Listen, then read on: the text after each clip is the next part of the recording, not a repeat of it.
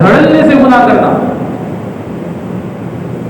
آج ہم نکلے بازاروں میں، آج ہم نکلے تفریح گاہوں میں، آج ہم جائیں شادی بیاہ کی مجالس میں، ایسے گناہ کہ جو گزشتہ زمانوں کے اندر چھپ کر کرتے ہوئے بھی کوئی ڈرا کرتا تھا، آج وہی گناہ اعلان کیے جا رہے ہیں. اللہ کا قرآن کہہ رہا ہے اعلان گناہ بھی چھوڑو، اور چھپ چھپ کر جو تم گناہ کرتے ہو بند کمروں کے اندر کوئی نہیں دیکھ رہا، سب سوئے ہوئے ہیں، یہ بستر پر بیٹھ کر کیا دیکھ رہا ہے؟ یہ چھپ چھپ کر گناہ کر رہا ہے، کہاں تاکہ جھانکی کر رہا ہے، اکیلے بیٹھ کر یہ کیا سوچ رہا ہے؟ اپنے سوچوں کی لگام، اپنے سوچوں کو لگام میں ڈال دو.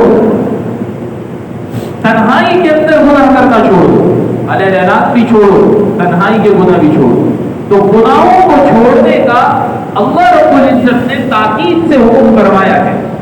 ایک آدمی صرف فرائض کی پابندی کرتا ہے، قرآن کی تلاوت مختصر ہے، ذکر بھی تھوڑا بہت کر لیتا ہے، دعا بھی تھوڑی بہت مانگ لیتا ہے، لیکن اللہ کی نافرمانی نہیں کرتا، گناہ کی طرف نہیں جاتا، اللہ کی حکم عدولی نہیں کرتا، آنکھوں کا غلط استعمال نہیں کرتا، کانوں کا غلط استعمال نہیں کرتا، ہاتھ پاؤں کا غلط استعمال نہیں کرتا، ایسا شخص اللہ کے دربار میں یہ مقبول ہے. ایک شخص ہے تہجد کی نماز کا پابند ہے لیکن نظریں بھی آوارہ ہے. ایک شخص ہے صدقات خیرات کثرت سے کیا کرتا ہے لیکن کان، زبان، شرمگاہ اس کے کنٹرول میں نہیں ہے. ایسا شخص، اس کی تہجد اسے نہیں بچا سکے گی، اس کے صدقات خیرات اسے نہیں بچا سکیں گے. اصرار کر رہا ہے اور اس کو گناہ ہی نہیں سمجھ رہا، ایسا شخص خطرے میں ہے. تو قرآن کریم نے گناہوں کو چھوڑنے کی ہمیں تاکید کی ہے، اور بڑی زبردست طریقے سے تاکید کی. جیسا بھی میں نے آپ کے سامنے دو تفاسیر بیان کی قرآن کی آیت. بدن کے اندر کے گناہ چھوڑو، بدن سے جو ظاہری اعضاء سے گناہ کیے جا رہے ہیں ان کو بھی چھوڑو، اعلان گناہ بھی چھوڑو، چھپ چھپ کر جو گناہ کیے جا رہے ہیں ان کو بھی چھوڑو، ورنہ گناہوں کی نحوست یہ انسان کو لے ڈوبتی ہے. گناہوں کی نحوست انسان کو لے ڈوبتی ہے. گناہ کی دنیا کے اندر جو سزا ملتی ہے، آخرت کی سزا تو ایک طرف کیجئے، دنیا کی سزا سنیے کہ گناہوں کی وجہ سے انسان کو دنیا میں جو سزا ملتی ہے، سب سے پہلی سزا اس کی یہ ہوتی ہے کہ اس کا سکون غارت ہو جاتا ہے. اللہ سکون نکال لیتے ہیں. ڈپریشن کا یہ مریض بن جاتا ہے، اینزائٹی کا یہ مریض بن جاتا ہے. ہمارے یہاں اردو کے اندر ان بیماریوں کو، ڈپریشن کا کوئی اردو میں کوئی نام ہو تو مجھے بتائیں. اس کا کوئی نام اردو میں نہیں، اردو زبان میں اس کو کہتے ہیں ڈپریشن ہے، انگریزی کا لفظ ہے. اینزائٹی، اس کو کوئی اردو میں کوئی نام، اس کو بے سکونی نہیں کہہ سکتے کہ اگر کوئی کہے کہ ڈپریشن کو بے سکونی کہے، نہیں، ڈپریشن اس کا اردو میں کوئی لفظ ہی نہیں ہے. وجہ کیا ہے کہ جو گناہ اس زمانے میں ہو رہے ہیں، جس وقت یہ اردو بنائی گئی تھی اس زمانے میں یہ گناہ نہیں تھے، اس وجہ سے بیماریوں کے نام ہی نہیں تھے. نئی نئی بیماریاں جو دنیا کے اندر آ رہی ہیں ان کے نئے نئے نام ہیں. جب ڈاکٹر کو کوئی چیز سمجھ میں نہیں آتی،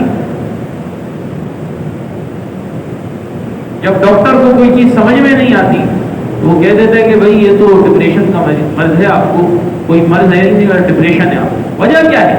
یہ گناہوں کی نحوست ہے. زندگی سے سکون اللہ نکال لیتے ہیں. بظاہر سارے اسباب سکون کے موجود ہیں، سب اسباب سکون کے موجود ہیں، لیکن سکون نہیں ہے. سکون کا تعلق اندر سے ہے. سکون ایک ایسی چیز ہے کہ جس کو قیمت دے کر خریدا نہیں جا سکتا. سکون کے اسباب تو خریدے جا سکتے ہیں لیکن سکون کو نہیں خریدا جا سکتا. اسباب سارے مہیا ہوں گے. گرمی کا موسم ہے، ایئر کنڈیشن ہے. سردی کا موسم ہے، ہیٹر لگا ہوا ہے. گداز گدوں کے اوپر سویا ہوا ہے. بھوک پیاس نہیں ہے، لیکن اندر ایک بے یقینی کسی کیفیت ہے جس کو ڈپریشن کہتے ہیں. نیند نہیں آ رہی، کروٹیں بدل رہے، کوئی بیماری نہیں ہے، کروٹیں بدل رہے، سکون نہیں مل رہا. تو گناہوں کی نحوست یہ ذہن کے اندر رکھ لیجئے. جیسے اس وقت دن ہے، یہ یقینی بات ہے کہ دن ہے، کسی کو کہنے کی ضرورت نہیں ہے کہ دھوپ نکلی ہوئی ہے، وہ دیکھ رہا ہے دھوپ ہے. جس طرح دن میں دھوپ کا نکلنا اور روشنی کا ہونا یقینی ہے، ایسے یہ بات بھی یقینی ہے کہ جو گناہ گار ہوگا وہ کبھی سکون سے نہیں رہ سکتا. یہ بات یقینی ہے، طے ہے. عجب بے سکونی اس کے دل کے اندر ہوگی، ڈپریشن کا مریض بن جائے گا.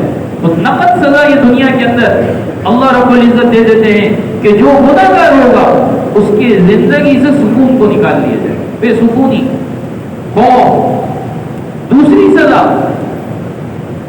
بے برکتی ہے، برکت نہیں رہے گی، اس کے کام انجام تک نہیں پہنچیں گے. بہت سے لوگ ہوتے ہیں پوچھتے ہیں، سوال ایک دوسرے سے بھی کرتے ہیں، یار میرا کام تکمیل تک نہیں پہنچتا، کام کرتا ہوں صبح سے شام تک ہاتھ پاؤں مار رہا ہوں، لیکن میرے کام انجام تک نہیں پہنچ رہے، برکت نہیں ہے. سارے گھر کا فرض کما رہے ہیں لیکن گھر کا خرچ پورا نہیں ہو رہا. جوانی کے اندر برکت نہیں رہی. اب تو ہمارے یہاں تو جو بوڑھے لوگ ہیں یہ تو کرسی پہ نماز پڑھتے ہیں، اب تو نوجوان بھی کرسی پر نماز پڑھنے پر آ گئے. دیکھیے اب جا کر وجہ کیا ہے؟ کمر میں درد ہو رہا ہے، فلاں جگہ درد ہو رہا ہے، یہ ہو گیا وہ ہو گیا. 18 سال عمر ہے بھائی تیری، تو 20 سال عمر ہے تیری، تو بے برکتی اس چیز کا نام ہے. جوانی کے اندر برکت نہیں رہے، کاموں کے اندر برکت نہیں رہے، کام پائے تکمیل تک نہیں پہنچیں گے. بچی کو گھر میں رشتے کے لیے دیکھنے کے لیے آ رہے ہیں، خوش ہو کر جاتے ہیں، واپس پلٹتے ہی نہیں ہے، پتہ نہیں کیا بات ہو گئی. یہ بے برکتی ہے، یہ گناہوں کی نحوست ہے. ان چیزوں کو سوچتے نہیں ہیں کہ یہ وجہ کیا ہے. بچے کے رشتے کی بات کہیں پر کرنے کے لیے جا رہے ہیں، بات نہیں بن رہی، وجہ کیا ہے؟ بے برکتی ہے. اور بے برکتی یہ گناہوں کے سبب سے ہے، گناہوں کی وجہ سے ہے. تو گناہ کا دنیاوی نقصان یہ ہوتا ہے کہ اس کے کام انجام تک نہیں پہنچتے. صبح سے لے کر شام تک کمائے گا، ضرورتیں پوری نہیں ہوں گی، ضرورتیں پوری نہیں ہوں. ایک ڈپریشن، بے سکونی. دوسری اس کے کاموں کے اندر سے اتنا برکت نکال لیتے، کاموں کے اندر سے برکت. تو یہ گناہوں کی نقد سزا ہے دنیا کے اندر. آخرت کے معاملات تو الگ ہیں، وہ تو موت کا جھٹکا لگنے کے بعد پتہ چلے گا. تو قرآن کریم ہمیں یہ کہہ رہا ہے کہ ظاہری گناہ بھی چھوڑو، تم باطنی گناہ بھی چھوڑو، اندر کے گناہ بھی چھوڑو، باہر کے گناہ بھی چھوڑو، علل اعلان گناہ بھی چھوڑو، چھپ چھپ کر کرنے والے گناہ بھی چھوڑو.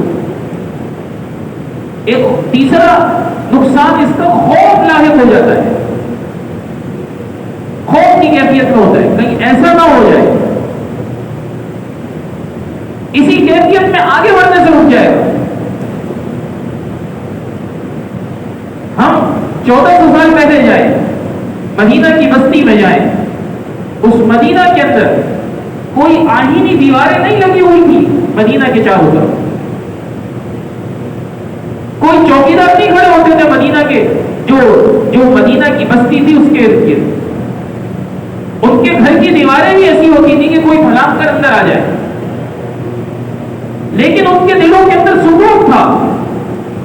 آج آہینی دیواروں کے اندر بھی سکون نہیں ہے، خوف کی کیفیت ہے. وہاں سکون کا خوف نہیں تھا. وجہ کیا تھی؟ کہ ایک اکیلے اللہ کی ذات عالی کا خوف ان کے سینے کے اندر. تو کسی آئینی دیوار کی ضرورت نہیں تھی انہیں، کسی اسلحے کی ضرورت نہیں تھی انہیں، کسی گارڈ کی ضرورت نہیں تھی انہیں. سکون بھرا ہوا تھا، خوف نہیں تھا. یہ جو جگہ ہے، اس جگہ میں اگر وحدہ لا شریک لہ ذات نہیں ہے تو پھر ساری دنیا کا خوف ہو. یہاں پر اگر ایک اکیلے اللہ کی ذات کا خوف ہے، سارے خوف نکل جائیں. اور یہاں خوف آئے گا کیسے؟ گناہوں کو چھوڑنے سے آئے گا. اس کی مشق کرنی پڑے گی. بہت بہت سے لوگ ہیں جیسے دعا قبول نہیں ہوتی، دعا قبول نہیں ہوتی. جو شخص، علماء نے لکھا کہ جو شخص اپنے علم اور اپنے ارادے سے، علم ہے کہ یہ گناہ ہے اور میں کر بھی سکتا ہوں یہ گناہ، اپنے علم اور ارادے سے اس گناہ کو چھوڑ دیتا ہے، نہیں جاتا اس گناہ کے قریب. اپنے علم اور ارادے سے جس بندے نے گناہ چھوڑ دیا، اللہ اس کی دعا کو رد کرنا چھوڑ دیتا ہے، اس کی دعا رد نہیں ہوتی. ہاتھ چہرے پر پھیرنے سے پہلے ہی دعائیں قبول ہو جاتی، دعائیں قبول نہیں ہو رہی، وجہ گناہوں کی نحوست. زندگی میں برکت نہیں ہے، وجہ گناہوں کی نحوست. زندگی کے اندر سکون نہیں ہے، وجہ گناہوں کی نحوست. کام پائے تکمیل تک نہیں پہنچ رہے، وجہ گناہوں کی نحوست ہے.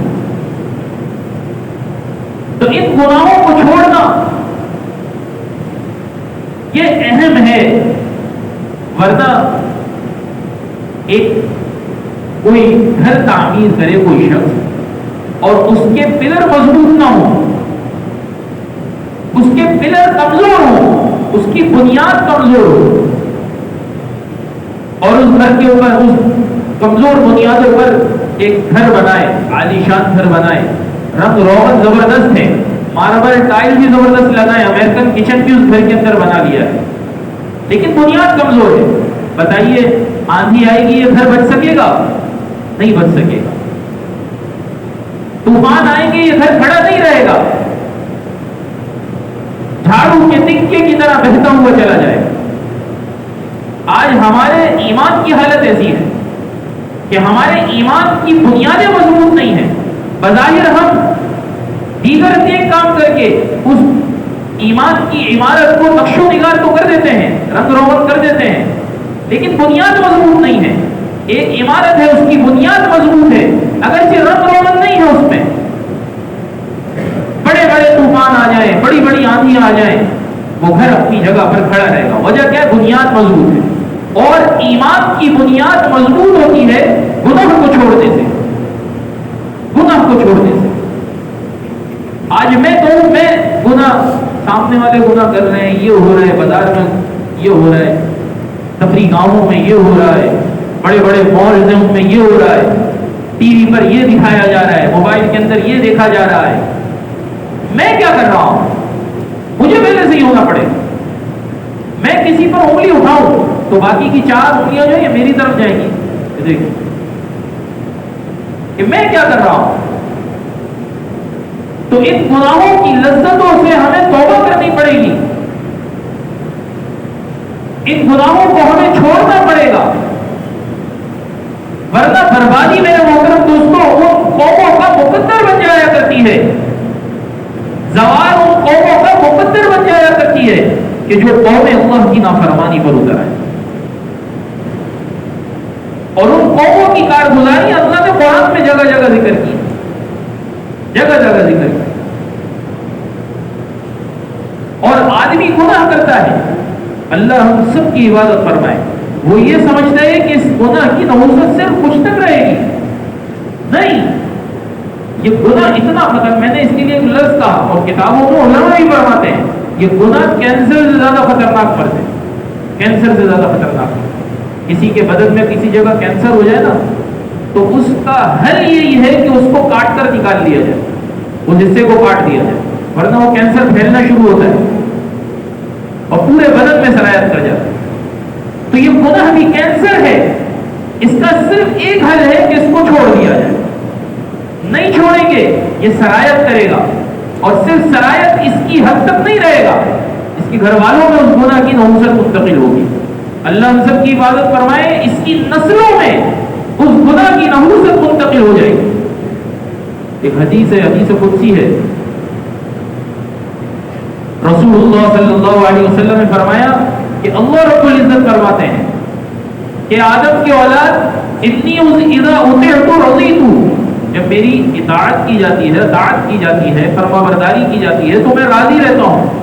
وَإِذَا رَضِيتُ بَارَكْتُ، اور جب میں راضی ہوتا ہوں تو پھر برکتوں کے فیصلے کرتا ہوں، اور جب میں برکتوں کے فیصلے کر لوں وَلَيْسَ لِبَرَكَتِ النِّهَايَةُ، تو میری برکتوں کی انتہا نہیں ہوتی، چھپڑ پھاڑ کر برکتیں اترتی ہیں پھر۔ وَإِنِّي إِذَا عُصِيتُ، اور جب میری نافرمانی کی جائے، غضبت، میں ناراض ہوتا ہوں، وَإِذَا غَضِبْتُ لَعَنْتُ، اور جب میں ناراض ہوتا ہوں تو لعنت برساتا ہوں، اور پھر میری برسائی ہوئی لعنت اس شخص تک محدود نہیں رہتی۔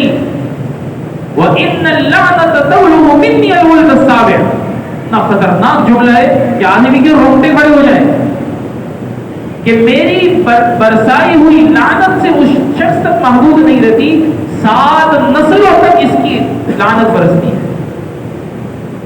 آدمی گناہ کر کے اپنی نسلوں کو تباہ و برباد کرتا ہے۔ آنکھیں آوارہ اس کی نہیں ہے، یہ اپنی نسل برباد کر رہا ہے۔ آنکھیں، کان، زبان، جسم کے اعضاء آوارہ اس کے نہیں ہے، یہ عیاشیوں میں مصروف نہیں ہے، یہ اپنی نسل کو تباہ کر رہا ہے۔ یہ شراب کے جام اپنے لبوں سے لگا رہا ہے، یہ اپنی نسل کو تباہ کر رہا ہے۔ یہ زنا کے بازار گرم کیے ہوئے ہے، یہ اپنی نسل کو تباہ کر رہا ہے۔ یہ ہم جنس پرستی کی لواطت کی عادت میں مبتلا ہو گیا، یہ اپنی نسل کو تباہ کر رہا ہے۔ 7 نسلوں تک لعنت برستی ہے۔ اللہ ہم سب کی حفاظت کرے۔ اور کوئی ایک پول گناہ کا وہ نسل تباہ کر دیتا۔ کتابوں میں لکھا ایک واقعہ، ایک شخص تھا، اس کی زمین بہت زیادہ زمینوں کا مالک، اور یہ لکھا کہ اس کی زمینوں کے اندر کئی اسٹیشن آتے تھے، ریلوے اسٹیشن، اتنی زیادہ اس کی زمینیں تھیں کہ اس زمینوں کے اندر کئی ریلوے اسٹیشن اس کی زمینوں پر بنے ہوئے تھے، اور جائیدادیں اور پیسہ اور نقدی اور کیا گھر اور کیا زمینیں، سب اس کی ملکیت۔ ایک دن اپنے کسی دوستوں کے ساتھ بازار کے، شہر کے بازار کے چوراہے پر کھڑا، اس کے دوست نے کہا کہ آج کل بڑا مندہ چل رہا ہے، خرچے پورے نہیں ہو رہے۔ اس نے تکبر کے انداز میں، غور سے سنیے، بڑا عجیب واقعہ ہے، اس نے تکبر کے انداز میں اپنے اس دوست سے کہا کیا تمہاری ضرورتیں پوری نہیں ہو رہی؟ میرے پاس تو اتنا پیسہ ہے اور اتنی جائیدادیں ہیں کہ 40 نسلیں بیٹھ کر کھائیں، 40 نسلیں بیٹھ کر۔ اور یہ جملہ اس نے تکبر کے ساتھ کہا۔ اب اس ایک جملے کی نحوست دیکھیے، اس کی نحوست کیا ہوئی، ایک جملے کی نحوست۔ اور اس نے یہ کہا کہ تم یہ کہہ رہے ہو کہ میرے پاس مال نہیں ہے، کہاں سے آئے مال؟ میں تو اس بات سے پریشان ہوں کہاں لگاؤں مال، اتنا پیسہ ہے میرے پاس۔ یہ اتنا بدبودار جملہ، اتنا خطرناک جملہ کہ اللہ نے اس کو نقد سزا کیسے دی؟ بیمار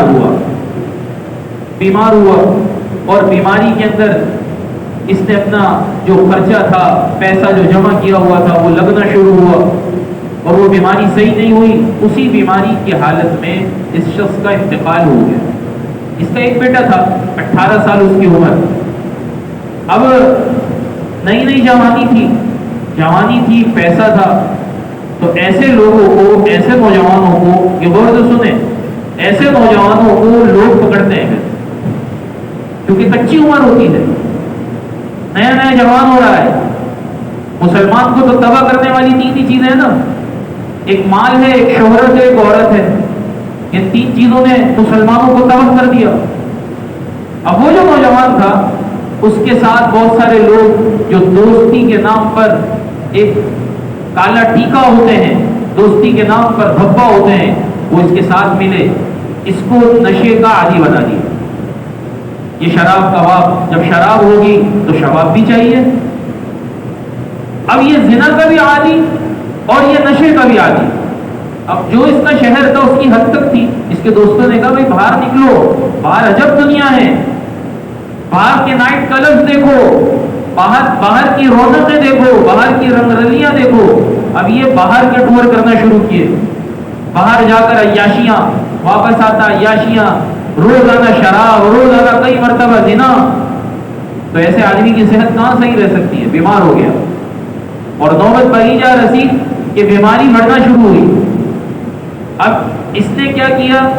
عادت تو تھی اس کو نشے کی، زنا کی عادت، نشے کی عادت، اب وہ عادت بھی پوری کرنی تھی، بیمار بھی تھا، دوائی کے لیے بھی اس کو پیسہ چاہیے تھا۔ اب اس نے اپنے اثاثوں کو استعمال کرنا شروع کیا، جو اس کے پاس جمع شدہ اس کے باپ کی جو کمائی تھی اس کو اس نے جمع شدہ کمائی کو خرچ کرنا شروع کیا، دوائی بھی لیتا تھا، جا کر زنا بھی کرتا تھا، جا کر شرابی بھی پیتا تھا۔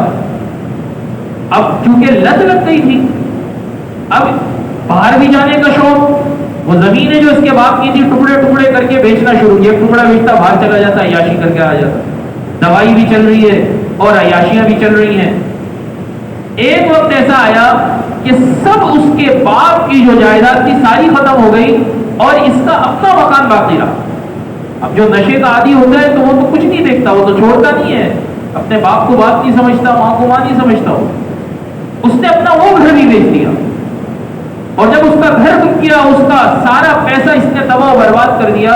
تو جس چوک پر کھڑے ہو کر اس کے باپ نے یہ کہا تھا کہ میرے پاس تو اتنا پیسہ ہے کہ 40 نسلیں بیٹھ کر کھا سکتی ہیں، میں لگاؤں کہاں اپنا پیسہ، میں یہ سوچتا ہوں اسی چوک پر کھڑا ہو کر اس کا وہی بیٹا کہ جو اس کے مرنے کے وقت 18 سال کی عمر تھی، اس کا بیٹا اسی چوک پر کھڑا ہو کر کشکول ہاتھ میں لے کر بھیک مانگ رہا۔